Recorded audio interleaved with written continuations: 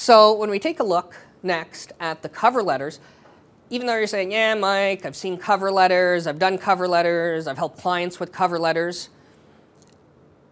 In terms of looking at cover letters, I found this huge discrepancy from employment counselors, job developers. So I just want to cover this really briefly, a little 4-step program that I follow. And I realize you talk to 20 different people, you're going to get 20 different cover letters. Well, that's fine. Take this for what it's worth, and even if you pick up one thing out of it, think about it. When you're looking at cover letters, usually I'll start off the first paragraph with a hook. How do you get the employer's attention? Talking about them, talking about their achievements, their accomplishments.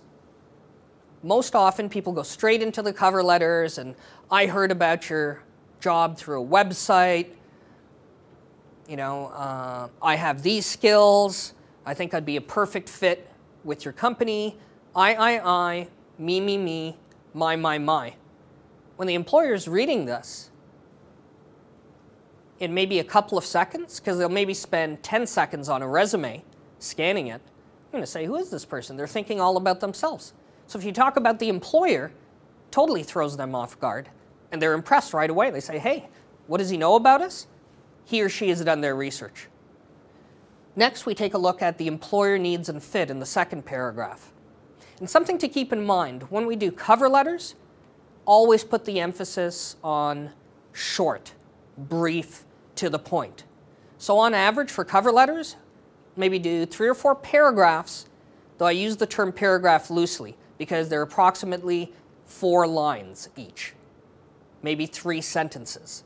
It takes a lot of editing and a lot of work, though once you have a template, you can cut, copy, replace. Following the employer's needs and fits, if you've done your research, you have an idea about their products and services and where they're heading in the future based on their website or the job posting, you then present your client in the third paragraph as the solution for these needs or concerns. Finally, you ask for the interview. And some people ask directly. Personally, I like a more subtle manner. And if anyone would like to talk about that later, that's fine, we can talk about that. It's just want to put the emphasis on career social media. Just had to mention the cover letter bit because if your written marketing materials aren't in line, doesn't matter what you're like on the internet. A couple of missing pieces from written marketing materials. Who here has heard of work proposal plans? Okay, about 5 people. And who here has heard of impact letters? Yeah, 1 person. Okay. So just in a nutshell, these are 2 missing pieces. If you look at Nelson Braceno from Skills for Change, he actually presents a book called Don't Send a Resume through a PowerPoint. And Don't Send a Resume is my basis for my whole job search triangle. Talks about unique ways to stand out in a positive way and to present your client in a positive way that no one else is doing, or most people aren't doing. So Jeffrey Fox talks about impact letters and the impact your client will make on the organization. There's one thing you remember about impact letters is dollarizing your client's worth. So showing the numbers, showing the money they've either made the company or saved the company. Talking about their efficiency. Have they improved certain processes by a bit? Talking about the number of people they've served in a team or clients. Impact letters are great to look at. The example in Jeffrey Fox is relatively basic. You would need to take that and adapt it. If anyone wants a hand with that, just let me know, give me a ring or an email, and I'm more than happy to help you. Find it hugely effective, and 99% of people aren't doing it. Work proposal plans.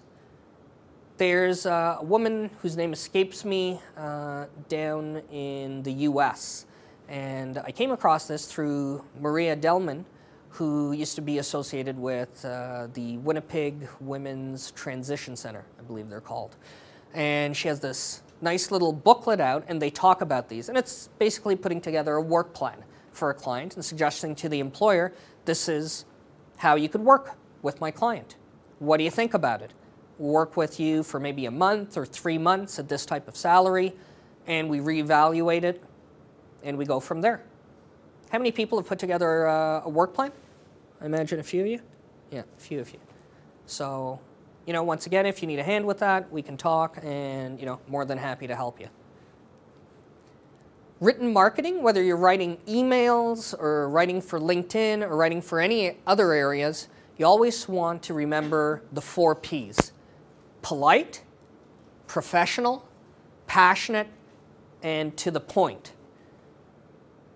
Okay? Very important to be brief with them. People's time is very valuable. So you want to be brief, to the point, at the same time connecting with them through your written marketing materials. Think of them as a friend that you're being with in a respectful way, and you're engaging them in a conversation. You always want to be professional, thoughtful, respectful, and polite. And passionate, of course. That has nothing to do with Valentine's Day that just came by.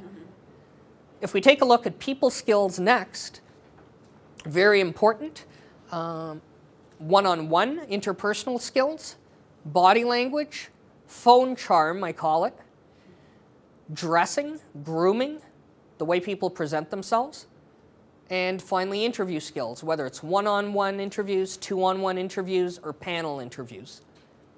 The 2 big areas that are of benefit, huge benefit to any clients with special needs, is where they can leverage how they appear on LinkedIn through a photograph and how they're dressing to appear professional. You could really impress an employer with a professional picture. There's a lot of people, they don't have their picture on LinkedIn for whatever reason. They don't feel comfortable, privacy, security, et cetera, they don't want someone, you know, stealing their identity, putting up their picture on an online dating site. Not that that's ever happened to me. I've just heard about it through other people. But this is where it could really be useful for you and your clients. Okay, something in terms of body language, just the smile, the way you hold your head position. Is your chin level or not? You can go to a professional photographer, or you could just take a look at a whole bunch of people's headshots on LinkedIn and get a feel for what you think is professional and what projects. The 2 magic words I use is friendly confidence. If you take a look at a Bill Clinton or a Barack Obama, 2 of the best communicators you'll ever find, even a Paul Martin, and look at their body language. Yes, they tend to be very dominant, and the last thing you want a client to do is be speaking with their hands and doing these overhand gestures, which are very aggressive. On LinkedIn, they might appear too serious. You want to project confidence, though in a friendly way, with the smile, and key is smiling from the heart and smiling with your eyes, because that's how it becomes a genuine smile. And I see some smiles in the audience. You know what I'm talking about.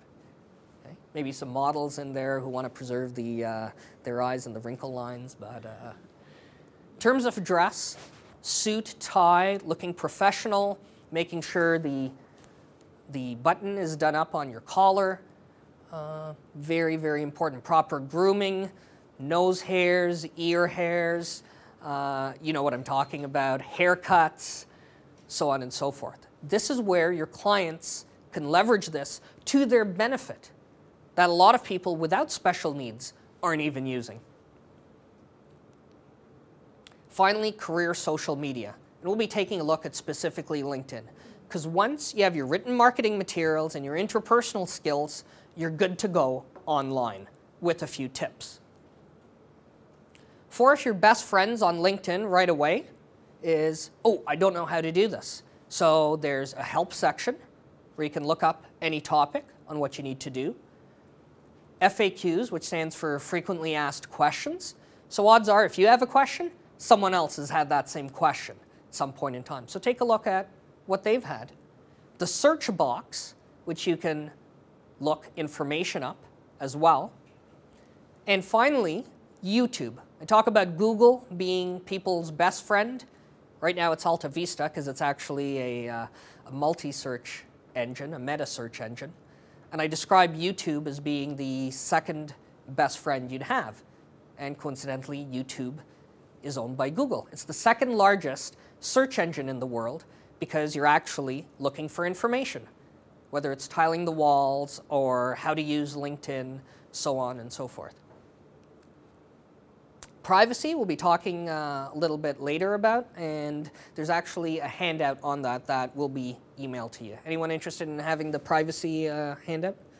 Social media? I don't see many hands going up, so I guess no one's interested. Just kidding, you'll get it, don't worry. If you can give your business cards to Tina on that, and I wouldn't mind receiving a copy myself, if you wouldn't mind at the end. When you're looking at social media, creating, collaborating, communicating, and connecting. And initially, first step is connecting. We're not going to be exploring all 4 of these, though connecting is very critical. When you connect with someone, you're observing them. You're listening to what other clients in the same industry are doing, people in the same types of jobs. So before you do anything, take a look at what other people are doing that looks successful to you. What's their brand like? What's their headshot like? Are they giving recommendations to people? How do they word those recommendations? How long do they make those recommendations? What are the recommendations that they receive? Are they S3 recommendations? Short, sweet, and specific. Most of the LinkedIn recommendations that I've noticed, they tend to be short, 3 to 5 lines, and sweet. They make a claim. Though very few people give examples. An example is a way of showing the employer the person's competence, the client's competence, as opposed to just saying, you know what, Doreen's a nice gal, or Bob's a nice guy.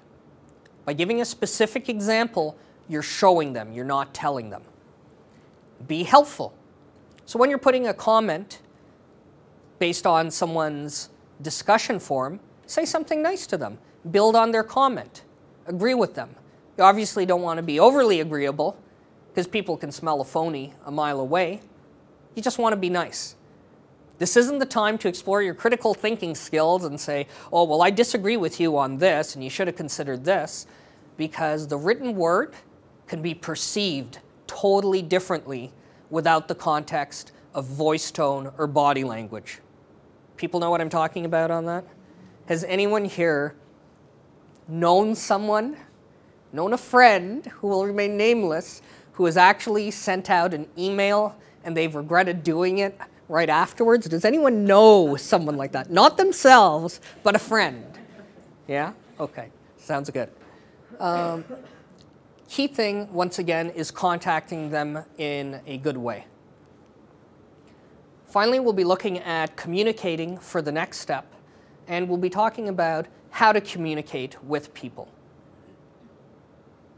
There's certain techniques, certain tips, and we're not talking rocket science here. It just talks about a methodology of communicating, a couple of simple steps you can take in order to connect, and how to make that first link based on the observations and the listening you've done to that person.